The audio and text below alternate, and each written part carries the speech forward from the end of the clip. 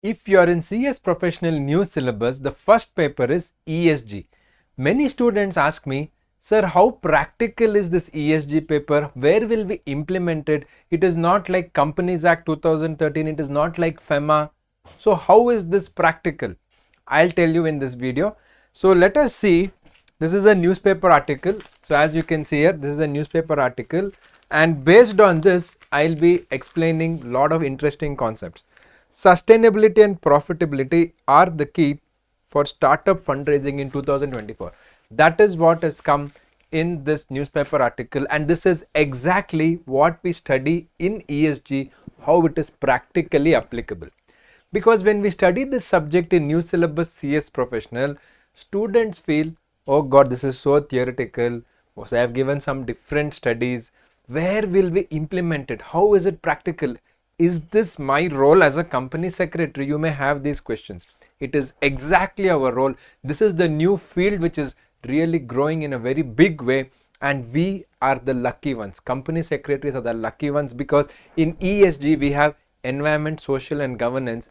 Governance is nothing but corporate governance, and corporate governance experts are members of ICSI, that is company secretaries, as simple as that. So the sustainability, profitability are key to fundraising in 2024. Let us have a look at this article. So this is a screenshot of the article. Anyway, I'll explain that in detail for you.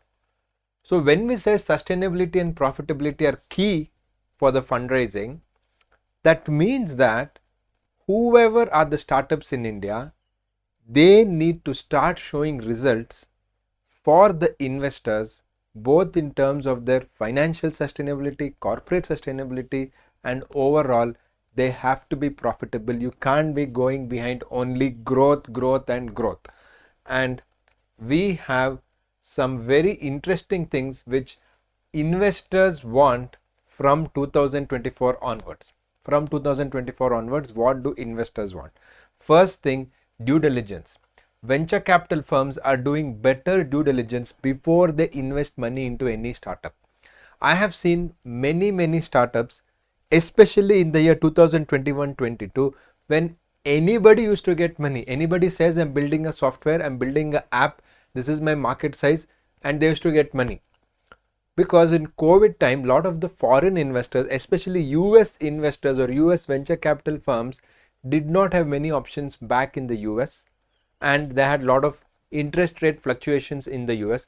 So India was a very attractive place to invest money. So they used to take chance and give money even with poor due diligence. But now they have seen lot of losses. They have seen that chasing only growth will not help. You have to be profitable and you have to be legally compliant. So due diligence is becoming very important. This is what we study in the ESG subject which we have in professional. So now you know how it is practically applicable. This is what we do every single day in the startup world as an advisor, as a company secretary. Second thing, ESG norms. Especially US investors like US venture capital firms. It could be big venture capital firms like BlackRock. BlackRock is one of the biggest VC firms. They own lots and lots of companies. Even in the US, in the top 500 companies, they have a stake in almost every company. BlackRock, Vanguard, and these kind of investors. So they are looking for Indian startups which are ESG ready. So what is this ESG ready? Let me tell you very simple. See, in US, concerns relating to environment and society and governance, or ESG, this whole concept was born in the US, and they say that if any company has to sustain for next 50 years, next 100 years, next 200 years, nobody thinks. We say that, oh, we will not be alive, why should we be worried? But if you look at great companies, they have been there for many decades and some have been even for many centuries. When we look at the changing global climate, changing global warming, and lot of disruption in the market, we need to ensure that the money which we put in should be safe. And for that, they have this ESG norms. So a US company where they already ESG is a very big thing in the US, So if they want to put money into Indian startups, they are telling that these Indian startups should be ESG ready. ESG ready means, are you complying with global reporting initiative? Are you complying with all the standards which are universally acceptable? Are you having a sustainability audit? Do you have ethical practices?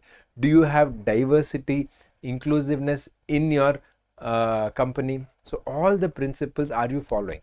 So if you are following, it is easy for me as a US investor to come and invest money into you. It is just like investing in another US company. So Indian companies, Indian startups are now getting ESG ready, and who are going to help them with that? Many people will help them. Company secretaries are also important part, especially the G in ESG. The G in ESG, that is environment, social and governance. So in that governance part is nothing but corporate governance, which is the core what we do. Third most important, corporate governance.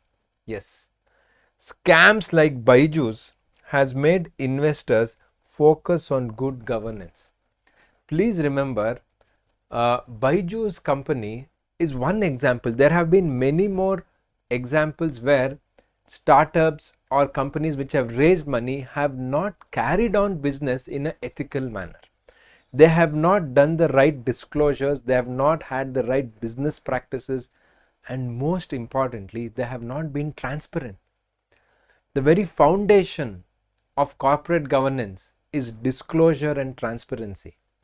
Now tell me one thing, if you have not done anything wrong, why are you scared to disclose your documents, your assets, your balance sheet, your financials, your profits or losses?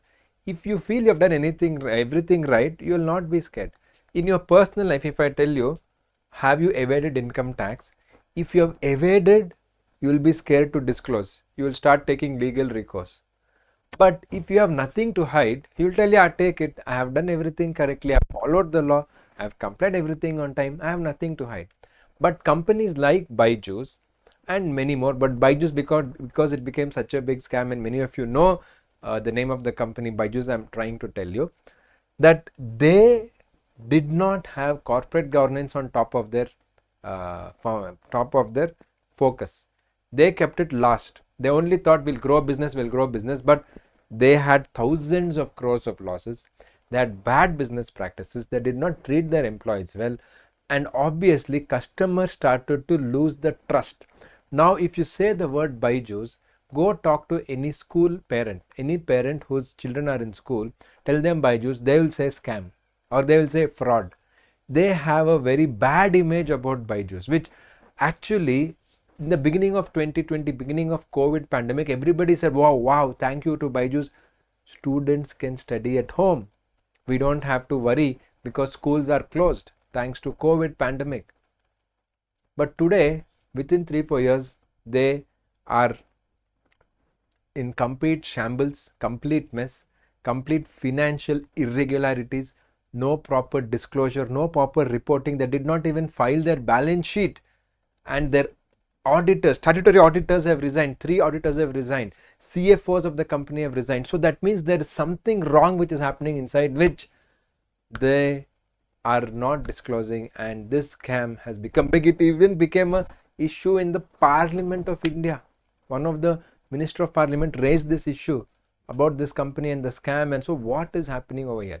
So when this happens, like the first thing is corporate governance is bad. See, if corporate governance was good, if everything was transparent, if everything was complied with the law, you have nothing to hide. When this happens, the investor's name is equally tarnished, not only Byju's. See, you as a general public may not know who are the investors of Byju's, but in the investor world, in the corporate world, everybody will know. So now people will say that, oh, you invested in this Byju's, maybe you have also done some scam, you have also not followed corporate governance, you did not have the right checks and balances. So with all these things happening, all the investors, whether it is venture capital investors, whether it is high net worth individuals, even a seed level, seed funding investors are saying that we will put in money into a company which is ready to comply with the law. If you are not ready to comply with the law, if you don't want to keep corporate governance as your top priority, we don't want to put the money over there. So this is the overall what investors want. So let us see some facts what happened, which is very clear for us to understand. 2023 is the year for Indian startups which was the worst. That means no foreign funding came, even domestic funding was very, very limited. That means Indian investors investing into Indian companies was also less, and foreign investment was at an all-time low. But in 2022 it was the highest. We received $25 billion of funding, $25 billion of funding for startups in India. In 2023, it is just 7 billion. That means almost one fourth, just 25% of what happened in 2022 was achieved in 2023. So less than 25%, right? In 2023, we just had two unicorns. That means companies which are valued at $1 billion. We just had two of them. And in 2022, we had 23, one of the highest. In fact, I think after China, we were the second highest. After US, we had the most number of unicorns. That is companies which are valued at $1 billion. We just had two in 2023. So with all these facts, we as company secretaries have very good news, because what investors want is to look for companies that showcase scalable, sustainable, profitable business model, profitability over growth. It's not like just acquire customers, get more people. No, sound financial metrics, having the right disclosures, having the right balance sheet, having the right good practices, making sure that there are internal financial controls, making sure there is a compliance management system. That is where we come in as a company secretary. Compliance management system, right? Laser focus on due diligence. Now every investor, every VC firm, if they want to invest money into Indian startup, Indian company, they're saying that if you don't pass legal due diligence, we are not going to put the money. Corporate and financial diligence, even at the seed funding, in seed funding they give 70 lakhs, 80 lakhs, 1 crore, which is not a very big amount when you look at in venture capital investing. In venture capital investing, startups raise even 100 crore, 1000 crore, 2000 crore. In fact, we were involved in one where we were helping in the documentation for private placement, where the investment the startup had got was 2000 crores. 2000 crore, imagine. And there have been even bigger deals in the Indian startup ecosystem. So 1 crore is not a very big amount. So in the initial stage, in the seed stage, companies get around 50 lakhs to 1 crore, sometimes a little more than that. So even at that stage, due diligence is important, corporate and financial diligence is important, and ESG ready Indian startups to attract funding from US venture capital firms. So if you are ESG ready, if you are compliant along with your corporate governance, along with Indian laws, along with making sure that you are not doing anything outside the scope of law, that is basic, you will do. But along with that, if you have practices, policies in your company which you are ready for ESG compliance, you are going to attract a lot of money. In fact, there is one very good VC firm which is in India. It is founded by Indians, Siddharth Pai, Pranav Pai. It is called 314 Capital, and they are one of the first VC firms which took this initiative of learning about ESG, making sure they are ESG compliant themselves as a VC firm, and then telling their companies, all the different startups which are looking for funding, training them, telling them why you should be ESG ready. If you want US money, apart from your business and all the other compliance and legal corporate governance, along with that, if you have ESG, you can attract bigger investors. And it's not easy. There is not very easy to become ESG ready, but you can do it, is the message. So with all this, if you want corporate sustainability, we as company secretaries play a very huge role. And now I think you understood why this new syllabus ESG is such a practical subject. It is a new subject even in the corporate world. In India, it's a whole new subject. So we should actually appreciate ICSI for adding such a latest subject into the syllabus. It is there in the practical day-to-day operations in corporates, in the startup world, in India, but it is very early. But we should appreciate our ICSI. They already added in the syllabus. Usually they added 3 years later, 5 years later. So it's not matching the requirements, but now they added it. That's a great addition. and corporate sustainability can be achieved. So what is it? Very briefly, what is it? If you are conducting business to create value, what value are you creating? For present shareholders and protecting rights of future shareholders and stakeholders. So you should ensure that everybody is protected. That is, in simple words, corporate sustainability, which you can survive for a long run. And to survive for a long run, you have to keep in mind environmental factors, social factors, and obviously corporate governance or governance factors. And that is what we study in this whole subject. Yes. So one thing which they do to ensure the companies are ESG ready, the company is doing well, is a ESG audit or sustainability audit, measuring how sustainable a company is. If you want to measure how profitable a company is, just see their P&L account, correct? See the P&L account, you'll know how profitable they are. But if I want to know how sustainable the company is, you have to do a sustainability audit. You'll tell, sir, why should we see? Because see, if you are investing, you just think for 1 minute, you are an investor, you're investing 100 crores, 100 crore rupees. You want to take every safety to protect your money and to grow your money. You just don't want to say, okay, they're good in business, they're good in profitability. What if they're not good in corporate governance? What if they're completely neglecting environmental factors? So it's really not going to make any sense. That is the reason why you need to understand. Geographical location, that is comparing the sustainability practices of the company with the peers. How are you with your competitors? Are you more sustainable than your competitors? Are you lesser than the competitors? You have to look into these factors, and that is what we have overall in the sustainability audit. So in more simple words, what is sustainable? Creating economic value, it should be socially justified, increases public wealth, environmentally should be sound, ethically you should have a practices, you should not do like a Byju's where it is completely unethical and everybody suffered, not just parents but employees, and also the name of the company, the investors, even India's name was tarnished because of this big scam. Okay, all applicable rules, regulations should also be followed. So this is what we call as being sustainable. So for the question, when we started this video, I told you students are feeling, sir, what is this ESG? It is not Companies Act, it is not filing forms, it is not something which we can measure, something which we can understand, which is tangible. Yes, it is intangible, but this is a new field, and this is one example which I showed you that in 2024 all companies are looking for sustainability, good corporate governance, and obviously financial and corporate sustainability, good due diligence. Only then investors are going to invest. This message is loud and clear.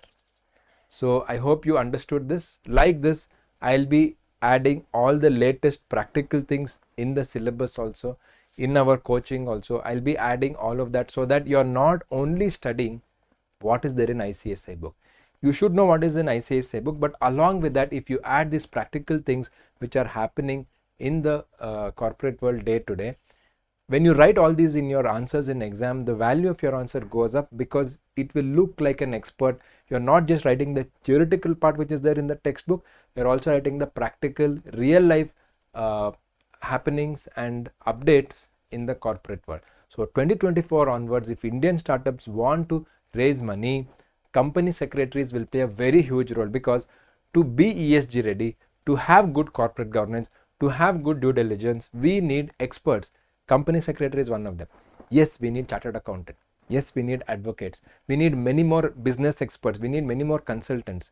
But our role becomes important because, as I told you over here, it's very loud and clear. Not just in this newspaper article, they have been reading many latest where companies are saying that sustainability, profitability is the main reason we are going to see before we invest any money into India. So this is something which you have to be very, very clear. And just in case, if anybody is looking for the ESG CS professional new syllabus coaching classes, the details are here. You can get in touch with us. We are always there to help you. Thank you.